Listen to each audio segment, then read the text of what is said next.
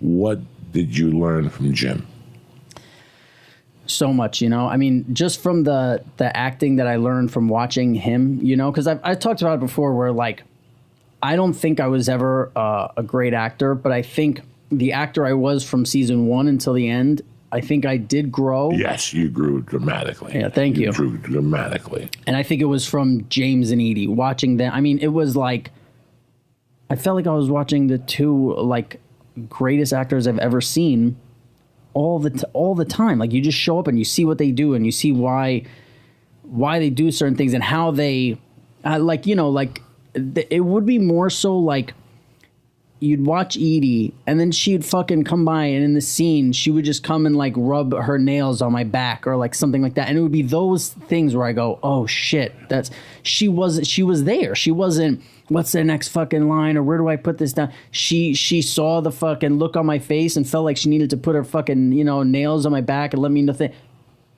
it's great. But really what I learned from him also, I think in LA especially, or there's a lot of like this outward, like, we support whatever, we support your decision to, and standing from the fucking rooftop and screaming how good of a person you are and what you support. And I don't remember if it was Jim had passed away already or what, but I remember my manager coming up to me and telling me, like, he calls me. And I'm like, for what do you mean he calls you? And he's like, he calls me. And he tells me not to tell you that he calls me, but he asks how you're doing, what type of people you're hanging out with, what you're paying for fucking rent, like to make sure that you're not, spending fucking 10 grand on some penthouse in New York City being an asshole. And he wants to know all this stuff about you. And he told me not to tell you. And I think that's the opposite of a lot of like this bullshit of like, we love each other. And, there were never like, like you see now Instagram and this shit of like, we're so close and we're so R.I.P. John Witherspoon. Yeah. And you're like, what the fuck? And that's the thing is like, there would be fucking some people from, there was a thing that you felt on the show where it's like, why the reason is nobody's a fucking asshole on set. Nobody's an asshole on the show. Because if you are, David can kill you.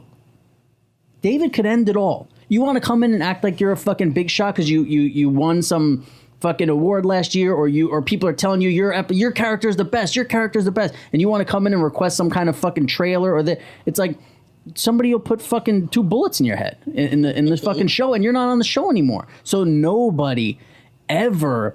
If anything, we'd all be in fucking one person's camper, sitting around laughing. There was no. And I think a lot of that was also Jim. Jim never let. If anybody's going to be asking for shit, it's him, and he never did. He never said, "Hey, I want this or this thing." So everybody kind of, you follow the vibe on the show. Set an example. Yeah, for sure. Example. And I got to tell you something about Edie. I always knew Edie was a good actress, but when I saw her as a dangerous actress, was when Jim got shot. That scene when she's crying in the hallway, she takes you there. She's unbelievable. She fucking took me there. She took me there. Like, I know. It's like when Sean Penn, when he finds out his daughter's dead in that movie. What's that? Mystic River? Yeah. The noise he makes, that's somebody who lost somebody. That's a tough recreation noise to make. Edie had her moments, I think. And I could say this. Listen, I miss Charles Bronson. Look at that picture. Look at him. The second guy I miss is James Gandolfini. Never met him. Yeah. Never met him. And I can tell you that I miss him on TV. That movie he made with Hardy towards the end. Okay, The Game, was that it? The Game or something like that. Yeah. I remember seeing him there and going, how much do I fucking miss him from The Sopranos? Like, The Sopranos could have still kept going. And I think it would have lost no fans. Yeah. You were on one of the greatest TV shows of all time. I mean, not no bullshit fucking Friends or fucking. I'm talking about a show that changed the fabric of society. Ricky and fucking Desi type shit. Whatever his name is.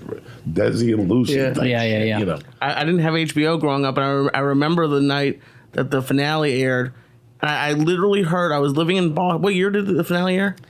10 years after, so I guess 2009. Yep, I was living in Boston, and I knew my friends were watching it. And I heard people when black. I heard people go Like I literally heard people. I'll never forget that. They thought the cable went out. A lot of people thought the cable went out. And I was like, what is going on? Yeah. I'll never forget that. I was like, For what? sure. And then I went on Facebook and I was like, oh shit. And then the thing I wanted to ask you was, because it happens a lot, but like you went from a kid and then towards the end of the show, because I watched it later, you weren't like your character was not the most liked character At all, yeah.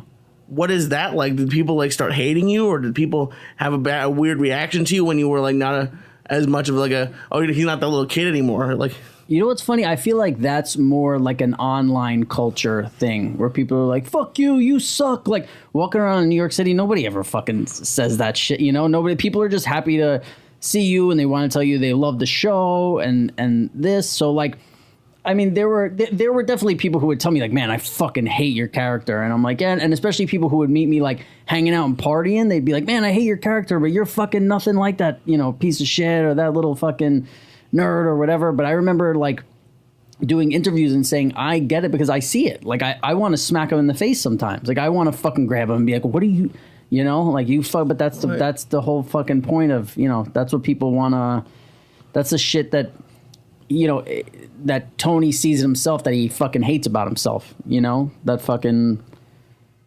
You had some great scenes, Robert. The scene when she gets hammered and he brings her back and you're like, they're like, go upstairs, AJ. And you're like, she's doing ecstasy, but I got to go upstairs. And he chases you up when you put the fucking thing under the crook of your arm. When you were going to go to the military academy and you had to come the down. hat? Oh, you sold it. Robert, you sold me. You were like, you had this look on your face like you want to fucking shoot yourself. Yeah. You sold it. There was so many scenes when you went after, you know, Corrado, when you went after him. Uncle Jr., when he yeah. caught you outside. Yeah. That was a fucking tremendous scene with you and Jim when he told you about, you know, you always say you're a hypocrite. Fucking Michael. You know what's funny? It's crazy that you brought that up. That's the only scene I ever felt I did good. That is a beautiful scene. That's the only scene I ever fucking. Oh no! That was like, yeah. You know, you were seasoned by then, and you were used to him. But that was a beautiful scene. That was a real father and son scene.